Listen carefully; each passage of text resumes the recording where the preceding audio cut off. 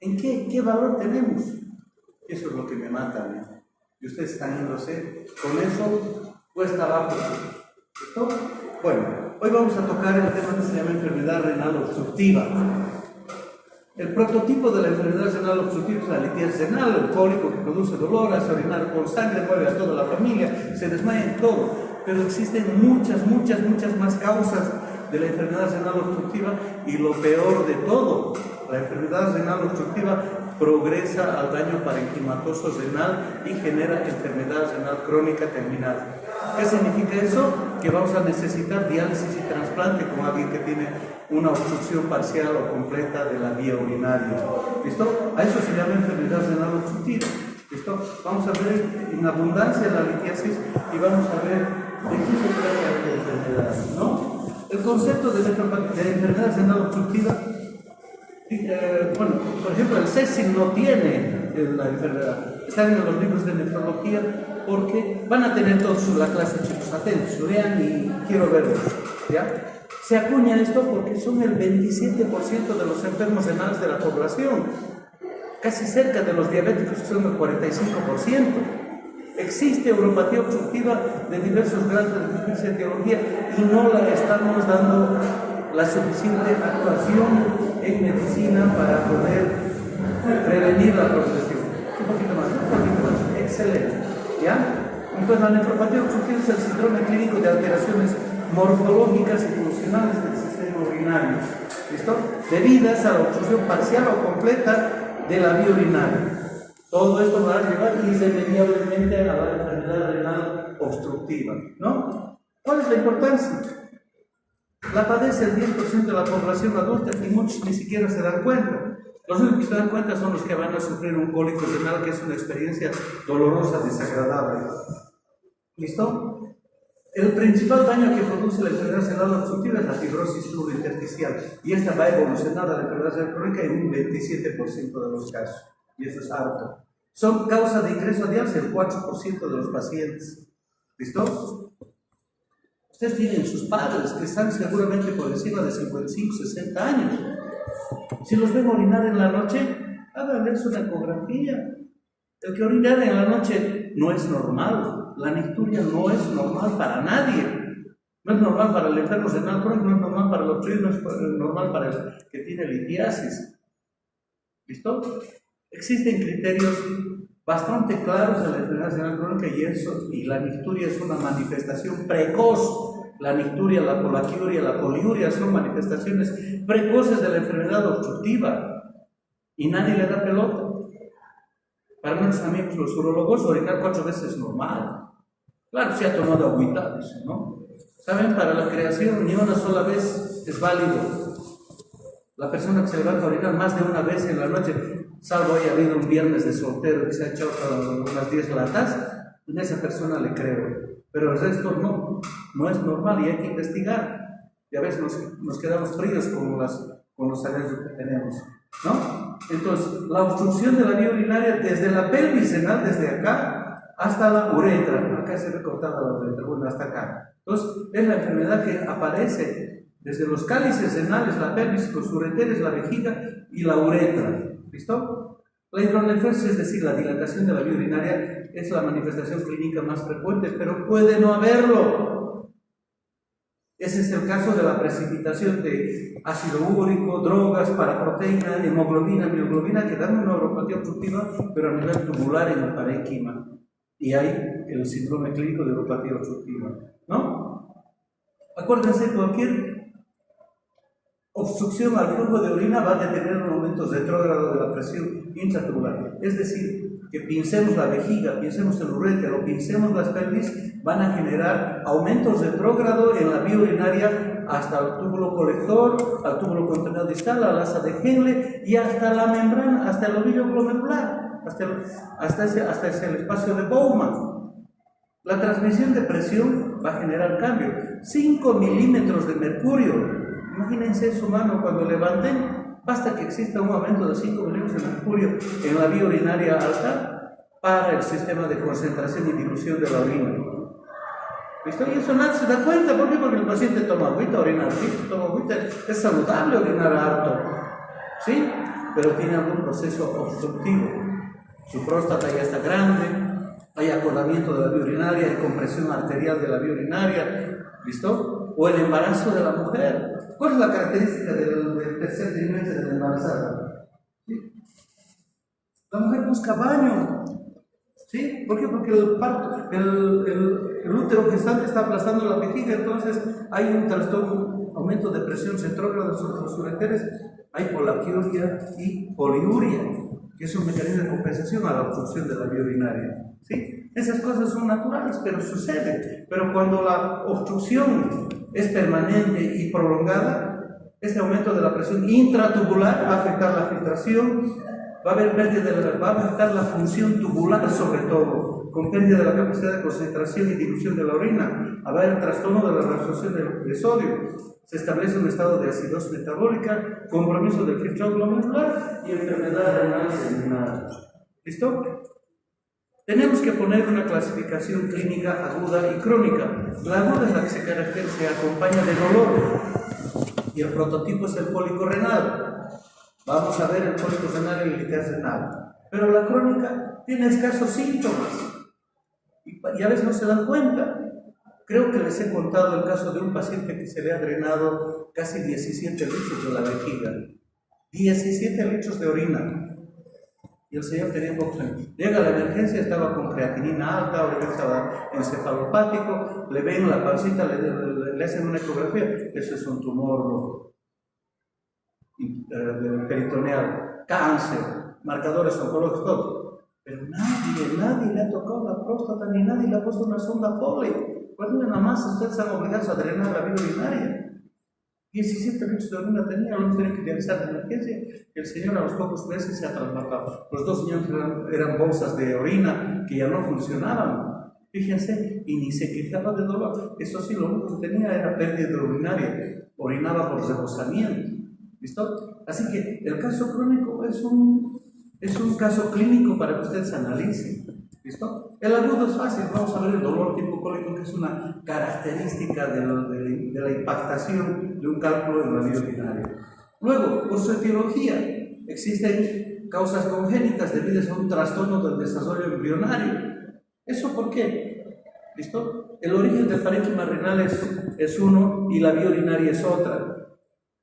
En etapa antes de la cuarta semana se juntan ectodermo y endodermo. Muy bien. La vía urinaria se insinúa hacia la vía vascular, que va a ser el ovillo glomerular, y la envuelve. Por eso tiene esa anatomía de la nefrona. Son de dos orígenes, ectodérmico y endodérmico. ¿Listo? Y puede haber algún defecto. No se sabe, antiinflamatorios, drogas, infecciones en la embarazada que alteran la unión y se van a producir trastornos como la estenosis de la unión pielolateral. ¿Listo? La estenosis va a generar este trastorno. Fíjense, esta es una tomografía de total. Este señor tiene por ahí la vía urinaria porque el uréter está con contraste, pero en cambio acá no, fíjense. La estenosis es acá, la pelvis está dilatada, los cálices están dilatados. Esta estenosis es congénita y no le ha dado síntomas a la paciente. Y a veces está ocupando todo el abdomen y se siente raro. ¿Listo? El reflujo vesicoureteral. El reflujo vesicoureteral, bueno, esta es estenosis. ¿Ya? Fíjense acá el uréter. Habitualmente no se ve el uréter. Miren acá, se ve, en estos dos señores en la ecografía se ve el uréter. Por tanto, hay alguna, acá litiasis o reflujo. ¿Por qué no se ve el uréter en una imagen? Porque el uréter tiene peristaltismo. Todo volumen líquido que llega por las contracciones peristálticas va a terminar en la vejiga. ¿Listo? Entonces, el reflujo va a alterar ese peristaltismo y va a anular esa función. Presencia de valvas. Las válvulas son más frecuentes en la vejiga, pero pueden haber también en la ureter, en el uréter distal y proximal. El ureterocele, que no es nada más como una especie de herniación de la inserción del uréter en la vejiga y que genera una obstrucción intermitente. La espina bífida, ¿qué diablos hace acá? Si les digo espina bífida, ¿saben qué es ese trastorno de espina bífida?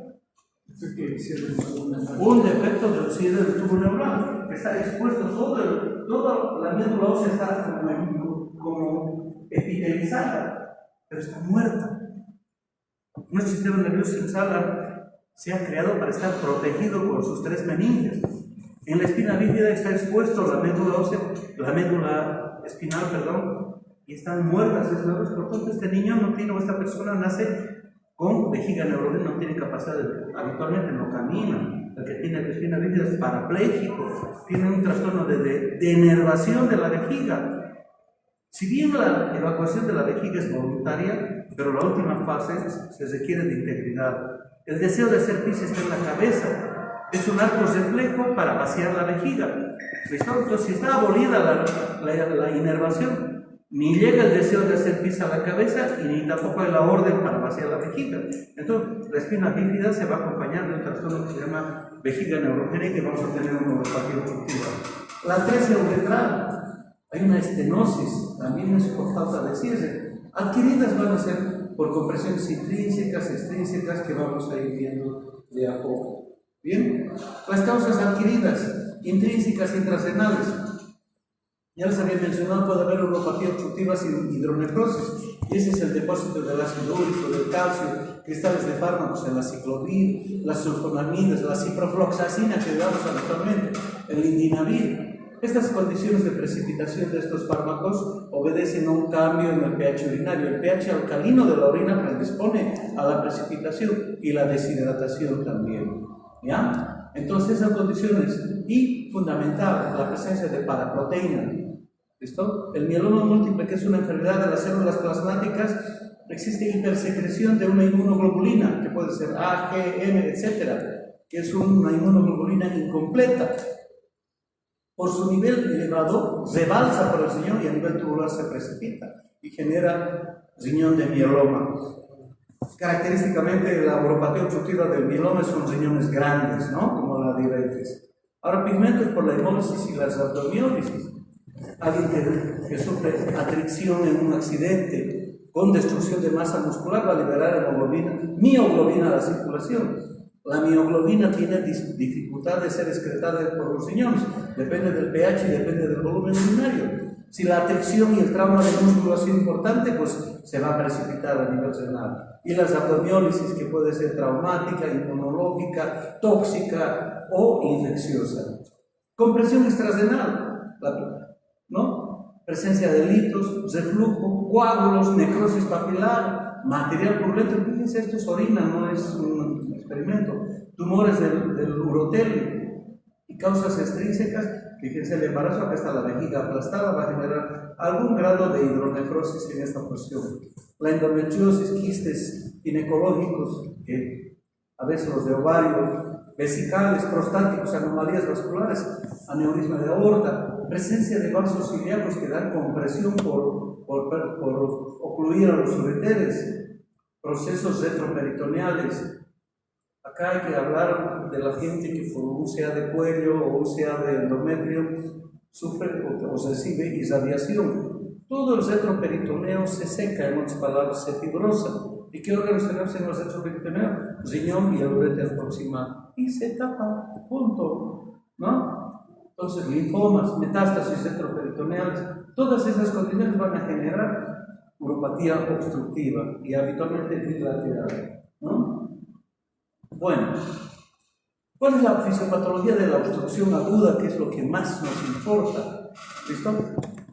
Muchos estudios existen. Esta es la explicación más fácil para ustedes, sobre todo para que se entienda qué pasa. ¿Listo? La obstrucción aguda, producto de una impactación de un cálculo, se llama cólico renal. Después del trabajo de parto que sufre la mujer, el dolor equivalente a esa intensidad de dolor es el cólico renal para el hombre y la mujer. Así que piensen que es una situación desagradable que nadie se olvida. Apenas impacta un cálculo, hay una primera fase que dura 90 minutos y se caracteriza por el dolor. ¿Listo? La obstrucción a la eliminación de la orina aumenta la presión dentro del uréter entre 50 y 70 milímetros de mercurio. Se produce una dilatación ureteral, pero no es una dilatación ureteral que se va a ver en la ecografía ni en la tomografía siquiera. ¿Cuál es la luz que tiene el uréter? 0,7. ¿Sí? Va a estar gordito, se va a ver rellenito, pero no puede aumentar súbitamente a 9 o 1 centímetro. Se necesita tiempo. La obstrucción aguda simplemente la llena y aumenta la tensión y aumenta la presión adentro. ¿Listo? El aumento en compensación y frente al dolor se produce un aumento del flujo sanguíneo renal. El riñón sigue recibiendo un mayor flujo de sangre. ¿Listo? Y va a producirse una vasodilatación preglomerular. La característica clínica en esta primera fase habitual es la oliguria. Se está estableciendo una fase inicial de la lesión renal aguda y además expresión de infecciones. Habitualmente la neuropatía obstructiva siempre va acompañada de la infección. ¿Listo? Pasan los 90 minutos, tenemos desde ese tiempo hasta las 5 horas. El paciente aparentemente tiene una calma, una tranquilidad. ¿Por qué? Porque este aumento de presión va a reducirse, ¿ya? Disminuye el flujo sanguíneo en los riñones, prácticamente el filtrado glomerular se va a abolir así en el espacio urinario, ¿listo? Existe una vasoconstricción preglomerular, es decir, no llega a sangre al riñón. Disminuye la presión de filtración y acá sí se va a manifestar hiperazoemia, acidosis metabólica, que son los marcadores iniciales más sensibles, ¿ya? Entre 90 minutos y 5 horas. Bueno, esta situación del aumento de la presión intraureteral va a generar una retrodifusión del filtrado urinario, se llama backlicular. Es decir, todo el líquido que se ha orinado va a regresar por los puentes intercelulares de los túbulos hacia los linfáticos y hacia la circulación sanguínea. Se llama retrodifusión tubular. Está regresando lo que se ha eliminado en el filtrado urinario, por tanto es como si la orina regresara a la circulación sanguínea. Por tanto, el paciente va a estar más acidótico, va a tener hiperpotasemia, va a tener aumento de la urea, de la creatinina y va a desarrollar uremia. ¿Por qué? Porque lo que ha depurado en el filtrado se va a regresar a la sangre. Eso se llama retrodifusión. ¿Listo? En estas dos primeras fases, en la ecografía pueden haber alteraciones poco perceptibles. En la fase 1, el parénquima está conservado. Los cuellos de los cálices pueden estar dilatados, porque son un poco más elásticos que los ureteres, ¿ya? Pueden verse dilatados, fíjense, pero son poco perceptibles. En la fase 2, de 90 minutos a 5 horas, ya se ve dilatación de la pelvis franca, se ve borramiento de los cálices renales. Bueno, en las fases 3, 4 y en adelante, fíjense, esta ya es la corteza del riñón, esta es la hidronefrosis severa. Acá esta es la pelvis, los cálices y adelgazamiento cortical más va a acompañar a una condición más allá de las 5 horas de obstrucción. Pero lo que yo quiero que entiendan esto, fíjense, nadie piensa en este calendario de lesión irreversible del riñón. Si nosotros actuamos en los primeros 90 minutos antes de las 5 horas, agradecido ese señor va a recuperar el 100% de su función. Pero si interviene 5 horas después, ya lo tenemos acá. Y el parénquima ya ha tenido un daño irreversible, ¿sí? La fase 3, más allá de las 5 horas, se caracteriza por reducción del flujo sanguíneo, ya está empezando la muerte. Acuérdense que la corteza es sangre. A mis estudiantes les digo, el riñón es un vaso sanguíneo modificado, la nefrona es un capilar arterial que entra, es un ovillo que filtra y es otro capilar eferente que sale, punto. Conectado a un sistema de excreción de fluidos que son el sistema tubular. Entonces, la corteza es eminentemente vascular. Y fíjense que en la fase 3 ya se adelgaza la corteza. ¿Por qué? Porque hay presión de la vía urinaria sobre la corteza, que va a reducir la perfusión sanguínea. Cae la presión de los ureteres. ¿Por qué? Porque ya no se está formando orina. Persiste la vasoconstricción preglomerular, se produce disminución de la presión en los cálices renales. ¿Por qué? Porque no hay formación de orina. ¿Listo? El retorno del líquido filtrado se llama backlicular y entonces va a agravar la hiperazoemia, va a haber trastornos hidroelectrolíticos, ¿listo? Y vamos a tener requerimiento dialítico de nuestros pacientes, ¿no? Fíjense, tan rápido pasa. Cuando uno tiene un familiar, cuando alguien es familiar de un médico, uno se desespera al urólogo, ya vaya, vení, así. ¿Listo? Pero las más de las veces no tiene dolor, el urólogo posterga un día, 2 días, 3 días la resolución de neuropatía obstructiva. Esa es la triste realidad de nuestro médico. Tanto en el público como en el privado, y se los digo en la cara a los urólogos. ¿Listo? Si no hay movimiento económico, no hay desobstrucción de los cálculos. Los urólogos desconocen esto, eso no lo ha inventado Gutiérrez. ¿Sí? Quisiera que un neuropatía quiera, no, póngale neferitis, bueno, ya está en fase 3, ya no le duele, la orina está regresando a su circulación, mañana, tranquilo, ureteroscopía, pirografía, ¿y a qué costo, no? Quisiera que los urólogos trabajen antes de las 5 horas y realmente merecerían los costos que tienen. Toda la tecnología, láser verde, láser azul, pucha, pim pum pam, pim pum, hacen con los cálculos, pero muy tarde, muy tarde.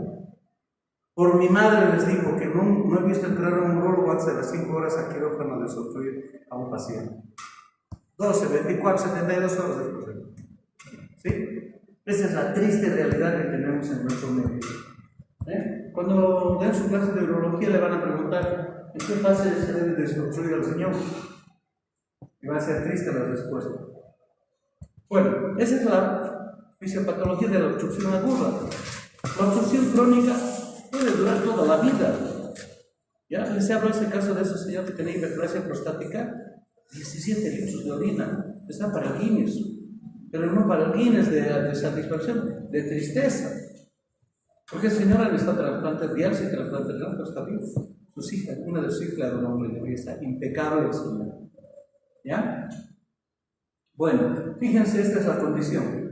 El paciente tiene un riñón sano, pero tiene el otro con una estenosis de la unión pielo-ureteral que es congénita.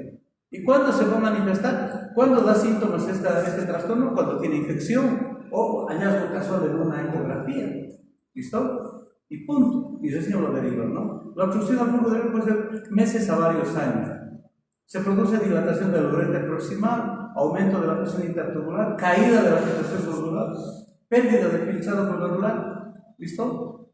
Al principio combatimos con prostaglandinas vasodilatadoras que incrementan el flujo sanguíneo en un 40%, pero eso se agota. ¿Listo? Y aparece la lesión ya glomerular por vasoconstricción intrarenal y predomina el efecto de la angiotensina y el tromboxano, que son vasoconstrictores. Por tanto, estamos enterrando nuestra unidad funcional, que es la nefrona. Aparece isquemia y atrofia nefronal progresiva. ¿Por qué? Porque la obstrucción sigue siendo progresiva. Va a haber disfunción tubular. Ya se ha dicho que 5 milímetros de mercurio que aumente, hay resistencia a la aldosterona, y a la antidiurética, hay hiperpotasemia, hay acidosis metabólica y hay poliuria post. Se adelgaza el parénquima renal como esto y ya aparece la uremia, ¿no? ¿Listo? Y el paciente necesita diálisis y trasplante. ¿Sí? Esa es la progresión que produce en meses, varios años, ¿no? Fíjense, ahora, ustedes me dirán, como son 2 riñones, ¿hay síntomas de que un riñón está enfermo? Sí, lo hay. ¿Ven? Los alumnos que han soltado la anterior vuelta, como ustedes hemos conocido al fisicoculturista, ¿no? ¿Listo? Tiene esta historia, tiene un riñón pequeñito y un riñón normal. Perdón, esta es la historia pequeña. ¿Ya? El riñón pequeñito le está dando poliuria, polaquiuria. ¿Listo? Sí hay síntomas. Y en la obstrucción también hay. Cuando lo ven orina mucho, pensamos en diabetes, pensamos en todo. Sin embargo, este riñón sí da esos síntomas que hemos mencionado. ¿Ok? Nada más que hay que prestar esa atención, ¿no?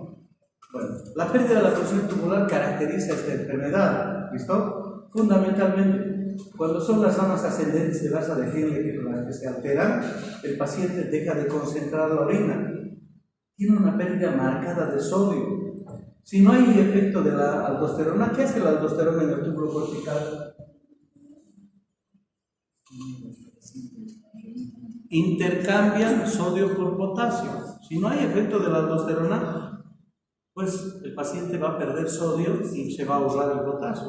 Va a haber hiponatremia con hiperpotasemia. Ese es el espejo de la ausencia de la acción de la aldosterona. ¿Sí? Entonces hay hiponatremia y hay hiperpotasemia. Esa es la expresión de la falta de respuesta a la aldosterona. La capacidad de concentrar la orina está alterada. ¿Por qué? Porque no actúa la antidiurética. Y el paciente tiene poliuria, polaquiuria.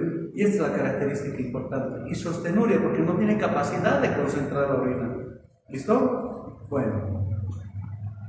Y se establece un trastorno de falta de acidificación, porque el túbulo distal Gracias al amoníaco, que es el metabolito final de las proteínas, se genera el bicarbonato y no tenemos acidosis metabólica. Y por esas situaciones se produce una acidosis tubular distal con acidosis metabólica y pérdida de amoníaco en la orina. ¿Sí? Y otra cosa, ya les he dicho que en el fondo del asa de Henle están los receptores de oxígeno. ¿Listo? Entonces, si están dañados, están obstruidos, no se produce ¿qué droga?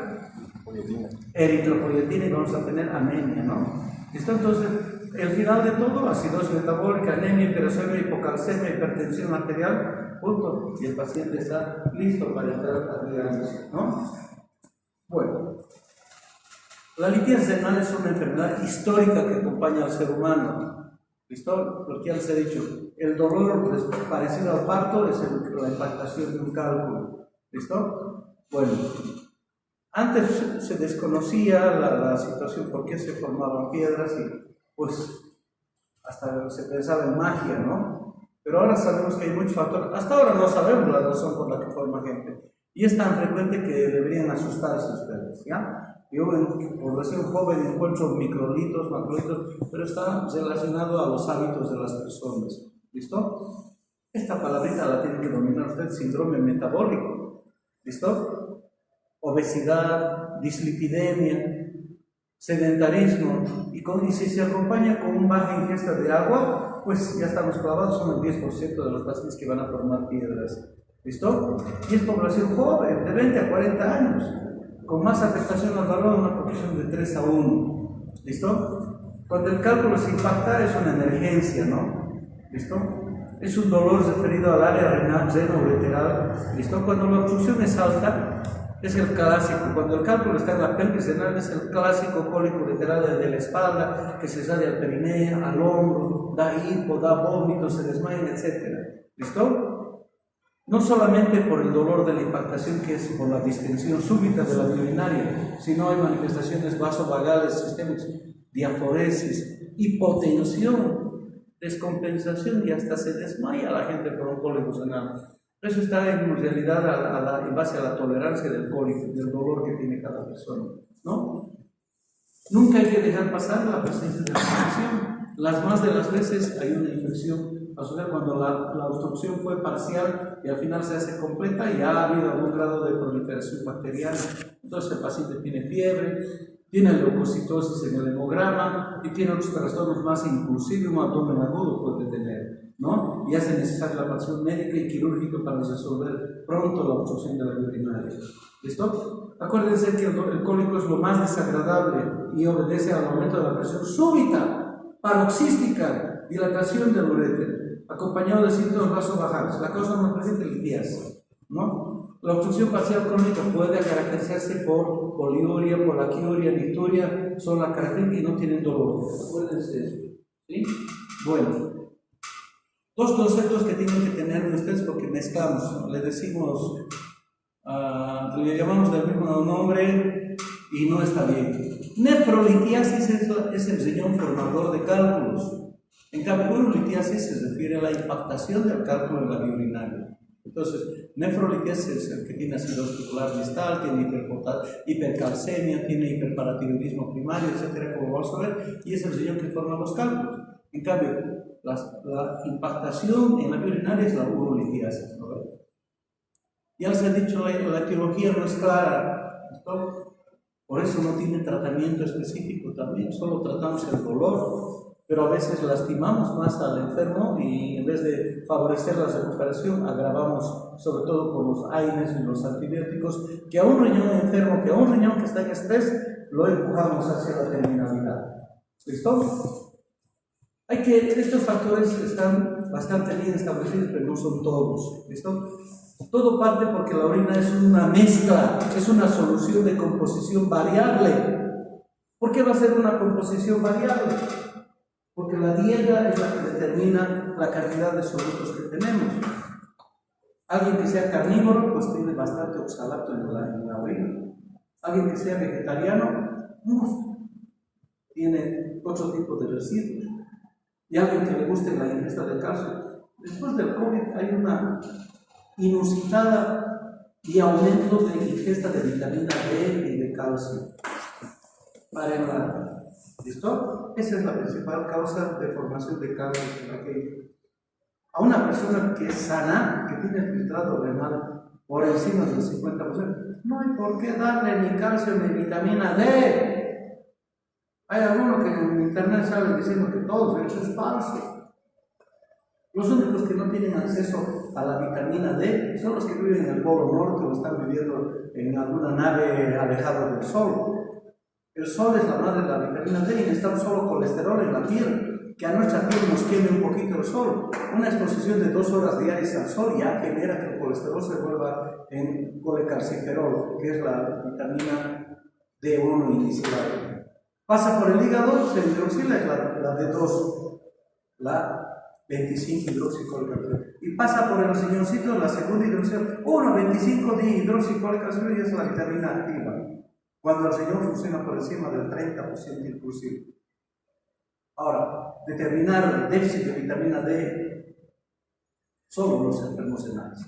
¿Listo? Ninguna persona, salvo que no les agrade, tengan fotofobia, que no les agrade exponerse al sol, podría ser, pero la luz aún indirecta del sol produce la fabricación de vitamina D. ¿Listo? Entonces, acuérdense, la orina es una mezcla influenciada por la dieta y el estado de hidratación. El estado de hidratación es tan fundamental. Ustedes conocen el desierto del Sahara, aunque conocen esas ciudades maravillosas que son llenas de petróleo. La gente no toma agua y son la población que más sufre de litiasis. ¿Por qué? Porque no tienen volumen urinario para excretar sus solutos. Algunos solutos como el ácido úrico, la mioglobina, la hemoglobina y los oxalatos tienen un umbral de excreción y que dependen del volumen urinario. El volumen urinario crítico son 600 mililitros. Alguien que no acostumbra a tomar agua y orina lo necesario, esa persona va a generar cálculos, así de facilito. ¿Ya? Gente que sale de exploradores, van de paseo, todo, tienen algún trastorno metabólico, bueno, y no toman agua y son los que van a precipitar. ¿Listo? ¿Existen alteraciones en el sector del riñón? Sí existen, pero son más importantes los factores ambientales en el estado de hidratación y los hábitos alimentarios. ¿Sí? La sobresaturación de la orina con calcio, oxalato, fosfato, ácido úrico, cistina en un volumen urinario reducido es otra de las causas. Esto es pregunta de examen, así que lo van a tener en el texto. Y el pH urinario es algo muy importante. El pH urinario ácido precipita el ácido úrico, precipita la cisteína. En cambio, el pH alcalino precipita los oxalatos al calcio para precipitarse. ¿Listo? Favorece la presencia del fosfato de calcio. ¿Listo? Bueno. Para la formación de un cálculo existe un inicio que se llama germinación o formación de la matriz proteica. Y eso está determinado por el estado de hidratación y la carga de solutos que tiene un paciente. Tendríamos que estudiar a toda la población, pero toda la población tiene sus características propias. Acá mismo hablamos 10 personas, no hay 2 que tomen el mismo volumen de agua y no hay 2 que consuman la misma cantidad de carne, por ejemplo. ¿Listo? Entonces, ahí empieza la diversidad y empieza la formación de cálculo. ¿Listo? Bueno, la germinación o formación de matriz proteica habitualmente son el oxalato, son las infecciones de orina, pueden ser las células, los macrófagos que han atrapado bacterias, y luego viene la proteína de Tan-Horsfall que se precipita contra ellos y ese es el núcleo. Y sobre eso el oxalato, el fosfato y va creciendo. Y si tiene paciente el trastorno de ácido úrico, un asadito al fin de semana. Habitualmente cuando comen o exageran la ingesta de carne, nunca se acompaña de agüita. Yo no conozco a nadie, en mi casa hay invitados, lo primero es carne, se llenan de carne. Hay agua, no, cerveza, no, hay bebida, listo, pero agua no hay todo. Entonces esa sobrecarga de ácido úrico que tiene exógena el asadito va a generar que precipite. Y es clásico, alguien que tiene hiperuricemia, tiene trastornos del ácido úrico, ha estado en algún festejo o no ha tomado agua. ¿Qué pasa? Ha formado su piedra y ahí tiene su cólico. ¿Listo? Luego en la orina existen controladores de la precipitación de estos solutos. Se llama el magnesio, el citrato habitualmente. ¿Listo? Que evitan la agregación. ¿Listo? Y bueno, magnesio, citrato y el bicarbonato mismo están reconocidos como inhibidores de la cristalización. Entonces, la hipomagnesuria, la hipocitraturia o la acidosis metabólica son factores que van a favorecer a la precipitación de calcio. ¿Listo? Entonces, esas condiciones. Bueno, ya visto entonces el núcleo y empieza el crecimiento del cálculo y aparece después el logro. Bueno, 5 cálculos tenemos en el ser humano. ¿Listo? El oxalato de calcio, el fosfato de calcio, el ácido úrico, la estrubita y la cistina. ¿Listo? Nos vamos a ocupar de los primeros 4. La cistina necesita un trastorno genético. Es un trastorno de reabsorción de este aminoácido. Alguien me hablaba del Beni, que ha estado trabajando por ahí. Estos yuricas que tenemos, nitonamas, baúres sobre el río Beni, tienen cistinuria. Había un muchacho que ahora creo que está ahí en el grupo de emergencias, donde estaba haciendo su año de provincia, se ha ido para allá. Y un día me llegó con las orinas y todo congelado. Yo he visto todas las orinas, todos tenían cistina, ¿no? Entonces, hemos querido mandar para estudiar el trastorno genético de estos pobres campesinos, no, porque se han frustrado. A ver si alguno va a ser epidemiólogo, puede ser por ahí. Estos yuracarés y tonamas tienen déficit de reabsorción de la cistina y forman cálculos de cistina que son lo más dolorosos, orinan con sangre. Es terrible la enfermedad de la cistinuria. ¿Listo? El pH, ya se ha dicho que el pH ácido precipita el ácido úrico y la cistina, y el pH alcalino favorece la disolución del fosfato y la estrubita. ¿Listo? Los cálculos de oxalato nada tienen que ver con el pH. Tienen que ver la oferta de calcio que tiene una persona. Acá entran ustedes, lo que están tomando calcio y vitamina D, reciben 10.000, 25.000 en supositorio, pónganse, me van a hacer un favor, así cuidan el Señor. No sirve. No sirve. ¿Bueno? Pero lo peor de todo, ¿cómo les podría dar el ejemplo? La homeostasia de nuestro cuerpo tiene un umbral de control de las vitaminas, del calcio, todo elemento que caracteriza la normalidad de un sistema de control de reserva funcional. Y el calcio es uno de los mejores mecanismos. La glándula paratiroides obedece a cambios de 0,01. Y cuando le falta ese umbral, libera la paratormona. La paratormona hace reabsorber por los osteoclastos calcio y todas las células también. Porque realmente el calcio iónico es manejado en un umbral tan estrecho, porque si no, estaríamos hablando de una convulsión, orinando una convulsión, un beso a tu pareja una convulsión, sexo convulsión. Eso debería ser por la asociación del calcio. ¿Quién tiene eso? ¡Nadie! Está bien regulado eso. Y si a este regulación, porque nadie está enfermo de la paratiroides, le vamos a cargar de vitamina D3, vitamina D2, porque no están dando siquiera D3, hasta eso es un engaño. Le están dando provitamina D3, y se los voy a demostrar eso cuando me traigan uno de lo que toman ustedes. ¿Listo? Están promoviendo una reabsorción masiva de calcio. ¿Sí? ¿Y cómo va a disponer de calcio eso? Calcio de depósito, sí, unido a proteínas. Y lo otro es eliminar por la orina. Y no puede eliminar el riñón si no hay un volumen urinario adecuado. Entonces, ¿qué va a generar? Cálculos de oxalato de calcio. ¿Listo? Entonces eso se llama iatrogenia, ¿no? ¿Sí? Bueno. Acuérdense de la gente que adicción del fosfato de carbonato de calcio. ¿Listo? Acá lo del carbonato de calcio echan a la gente esta que le gusta dar con bicarbonato, ¿no? ¿Listo? No está bien, no está bien. ¿Por qué? Porque no se hidratan tampoco. Bueno, entonces esos son los cálculos que vamos a ver. Ahora, los cálculos radioopacos, ¿sí? Son los que se ven en una radiografía simple. ¿Y qué cálculos se ven? El oxalato de calcio, el fosfato de calcio y el de carbonato. En cambio, los que no se ven, ácido hidroxantina, de hidroxantina y los de cristalización de fármacos, ¿sí? ¿Listo? Oigan, ya los ciudadanos, Carlita, despertar. Estás durmiendo, vas a ver. Bueno, los cálculos de ácido úrico tienen su origen en la ingesta de carnes, hojas y mariscos. Esos son ricos. ¿Listo? ¿Y el ácido úrico de dónde proviene? A ver, ¿quién me dice?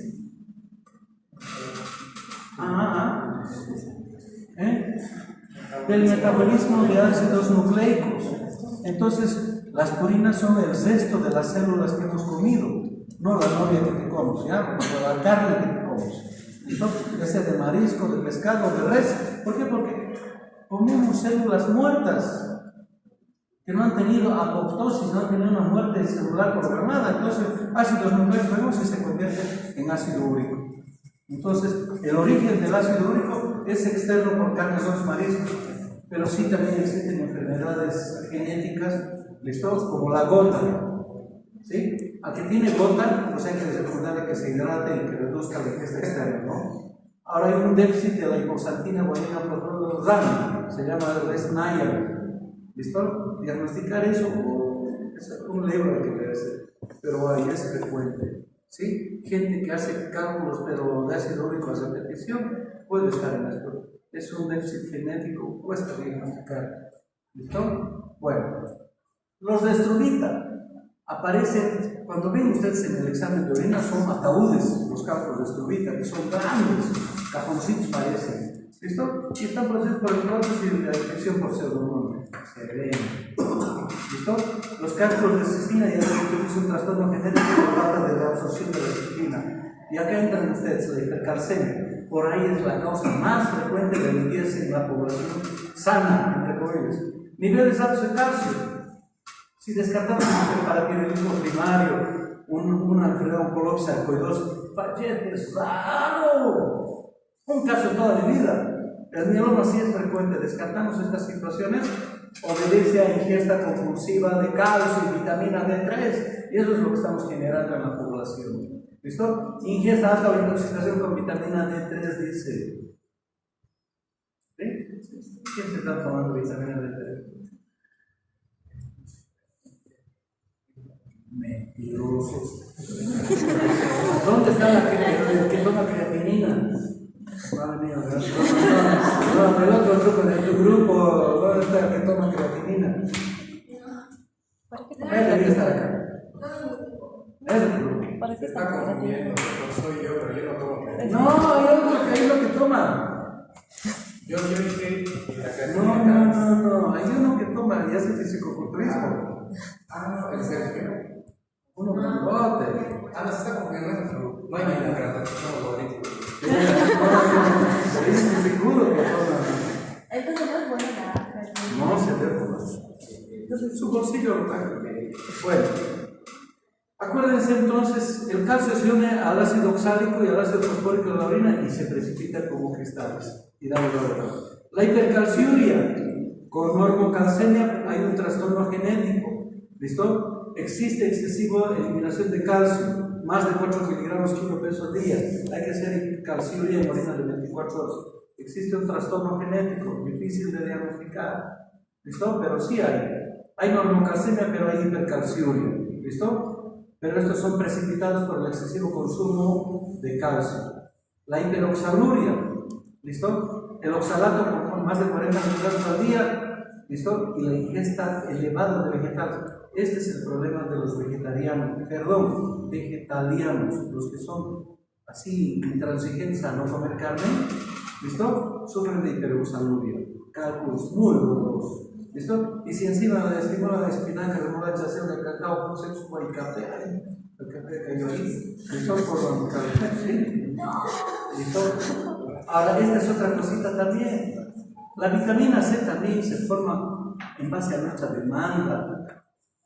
El COVID ha descubierto, entre comillas, que el déficit relativo de la vitamina D3 se acompaña, se asocia a formas graves. Nada tiene que ver con la muerte de los COVID, nada tiene que ver. Ha sido un factor de diagnóstico más. ¿Listo? Punto. Se ha detectado gente que tenía déficit transitorio de función renal y por lo tanto tenía déficit de vitamina D3. Punto. Pero les van a echar la culpa a él. Es como, ¿quién tiene la culpa de la rabia canina? ¿El perro? El dueño, pues, que no lo ha hecho vacunar. Entonces al perro le echan la culpa, al COVID le han echado la culpa. No es así. Ya el paciente tenía algún trastorno por déficit de vitamina D3 y nada que ver con eso, ¿no? Y lo propio la vitamina C. Acuérdense, ¿listo? Tomar vitamina C y exceso de calcio va a generar precipitación. ¿Ya? La hiperuricosuria, ¿listo? normales menos de 600 miligramos de orina en 24 horas, pero los que comen asadito, ¿listo? Y aquellos que tienen algún proceso tumoral pueden aumentar el aporte de ácido úrico, ¿listo? Alguien que tiene linfoma, leucemia, etcétera, y va a generar cálculos de urato monosódico. ¿Listo? La precipitación de medicamentos es fácil de darse cuenta porque es un paciente muy consumido. Habitualmente son los VIH que están con enfermedades oportunistas en los que se les da el valaxiclovir, el aciclovir, el imidavir, ¿no? Y esos van a presentar precipitación de estas drogas. ¿Listo? Es fácil de darse cuenta. El diagnóstico facilito, pues alcohólico. Pucha, el que tiene un dolor no se olvida nunca. La hematuria. Las infecciones de orina, el hallazgo negativo del próteos o de la pseudomonas, y en los estudios ecográficos, radiográficos o tomografía vamos a encontrar la obstrucción de la vía urinaria. La clínica, el síntoma más importante de la impactación es el cólico y será variable según la tolerancia del dolor. La poliopercusión habitualmente es dolorosa del lado afectado. ¿Listo? Acuérdense que cuando el cálculo sea la pelvis es el típico cólico. Con puniopercusión positiva, localización alta e irradiada a los genitales. En el ureter medio simula una apendicitis, a más de uno le han operado y era un cálculo. ¿Listo? El ureter distal, ese sí da un dolor bajo, parece tener vesical, disuria, poralgiuria, pueden hasta simular una infección de orina. ¿Listo? Para los estudios que van a perder, la clínica 100%, la hematuria con 84% su sensibilidad, una placa simple de acuerdo a lo que si es radiopaco puede ser positiva, la ecografía también tiene. Acuérdense, la dificultad de la ecografía no ve al ureter medio, ¿listo? La tomografía de cuidado aumenta su sensibilidad al 96% y la mamografía esclerótica, cuando la función renal está conservada, tiene 94%. La combinación de placa y eco casi al 94%. Pero si la creatinina está alta, pues tenemos que jugarnos a los estudios, ¿no? ¿Listo? Siempre hay que acompañar de cultivo de orina, la infección siempre está presente. ¿Listo? Pruebas de función renal, urea, creatinina, urocultivo, ácido úrico, calcio, fósforo, fosfatasa, PTH total. Esto es en el diagnóstico etiológico del cálculo. ¿Listo? Este es el cálculo de ácido úrico, este es el fosfato monosódico, este es el ataúdcito por la infección del próteus, ¿sí? ¿Listo? Entonces, los estudios que dispongamos, una placa simple, la ecografía, que son los menos agresivos, cuando no se encontró respuesta, una urografía excretora, cuando la creatinina está normal, y la tomografía simple es útil también, o la urotomografía contrastada. ¿Listo? Los cálculos radiopacos son los que se ven como esta imagen, miren, se ve el calculito, ¿listo? Y se ve también el cálculo coraliforme, por oxalato de calcio.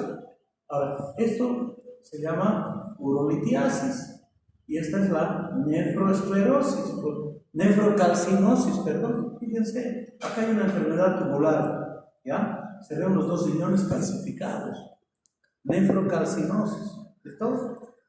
Acuérdense que las radiografías simples, sus sensibilidades son calculitos de 2 milímetros, si no, a la placa con una lupa la vamos a ir buscando y se da confusión, ¿no? La ecografía tiene una sensibilidad para imágenes por encima de 5 milímetros, ¿listo? Pero no valora el ureter medio ni inferior, y en los obesos es una tortura, ¿listo? Pero sí podemos ver dilataciones de los cálices, ¿sí? Y acá dilatación de la pelvis renal,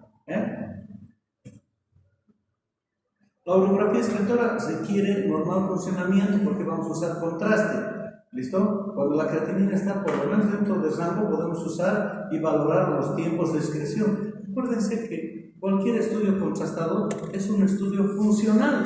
¿Por qué? Porque el contraste se filtra y no se reabsorbe. Por tanto, tiene que estar indemne la perfusión renal y el sistema tubular también. El contraste no se reabsorbe, solo se filtra. Siempre les hago anecdóticamente ese recuerdo cuando era interno del hospital Viedma. Venía 15 de creatinina, 40, 400 de urea. El brolo, ponele iodito. Yo para mí no se llamaba, es que una polla así negra venía. Lo llevamos a radios, se le metieron. No se ven los riñones, es una enfermedad renal terminal. Pero si se veía, había que tratar. Porque en este tiempo no había nefrólogos en el medio, los urólogos se hacían cargo. Ahí diagnosticamos enfermedades en edad terminal, administrando el contraste y no pintaba nada, estando en edad terminal. En el contraste, eso es lo que tienen que valorar, ¿no? La fase nefrográfica, la excreción y el llenado de la vía urinaria. ¿Listo? Bien. La taxa en contraste es útil, ¿sí? Esta es una taxa en contraste, se ve la dilatación. En cambio, la taxa en contraste nos ayuda a ver la vitalidad, sobre todo de la corteza cerebral. Entonces, es muy útil. La urotomografía contrastada es una reconstrucción helicoidal de la vía urinaria y tiene una sensibilidad para de 1 milímetro. Esa es la ventaja de la urotomografía contrastada, ¿no? Entonces, la placa simple, 2 milímetros, la ecografía 5 milímetros y la tomografía menos de 1 milímetro, ¿no? El tratamiento, básicamente, primero es el dolor, ¿ya? Ya les he dicho, no le den analgésicos, sino le den un suerito primero, hidrátenlo. Ese señor ya está en alarma, está en estrés, hidrátenlo bien y le van a dar el aire que quieran, opiáceos de preferencia, ¿no? Control del dolor, confirmación del diagnóstico, reconocer las complicaciones, ¿listo? Punto. Hay una droga que está elegida en el cálculo, en el enclavamiento, el diclofenaco, pero el diclofenaco solito no. El que va con un antiespasmódico es el mejor, ¿listo? El diclofenaco está presente en el espasmo de Oxadol, en la buscapina compuesta, en esas se puede administrar eso. Los opioides tenemos tramadol y derivados. La dipirona es muy útil, antiespasmódico, la buscapina, bueno, antieméticos, etc. Siempre la hidratación debe ser generosa, porque el paciente ya trae algún grado de deshidratación por los vómitos que tiene. Esto dice que el calor local ayuda mucho, una bolsa caliente en el sitio del dolor. ¿Listo? La terapia médica será hasta cierto punto, hasta determinar de qué tamaño es el cálculo. Dependiendo del cálculo, vamos a ver si derivamos. Acuérdense, menos de 8 es tratamiento médico porque lo va a eliminar. Ya les he dicho que la luz del uréter es 7 milímetros. Entonces, un cálculo menos de 7 milímetros se va a eliminar. Pero si es un cálculo de más de 7, hay que mandarlo al urólogo para que le haga una ureteroscopía y eliminación del cálculo, ¿no? Entonces, esas condiciones sí. ¿Listo? Criterios de internación: fiebre, persiste el dolor, el estatus alcohólico cuando está inflamado. Pucha, yo he visto desmayarse en la emergencia. Es terrible cuando el urólogo, la emergencia no la tiene el nefrólogo y no la tiene el urólogo. ¿Listo? Es terrible. ¿Qué vamos a hacer? La oligonuria, la hiperazoemia, el fracaso renal agudo y sobre todo las embarazadas. ¿Por qué? Porque el dolor va a precipitar el trabajo de parto, vamos a tener un parto prematuro y hasta puede haber mortinatos, ¿no? Esto y las complicaciones de la lesión renal con requerimiento dialítico, etc. Bueno, valientes, ¿qué preguntas tienen hasta acá? Valientes. ¿Cuántos han venido? 3, 6, 9, 10, 12 se fueron. ¿Qué partido seco?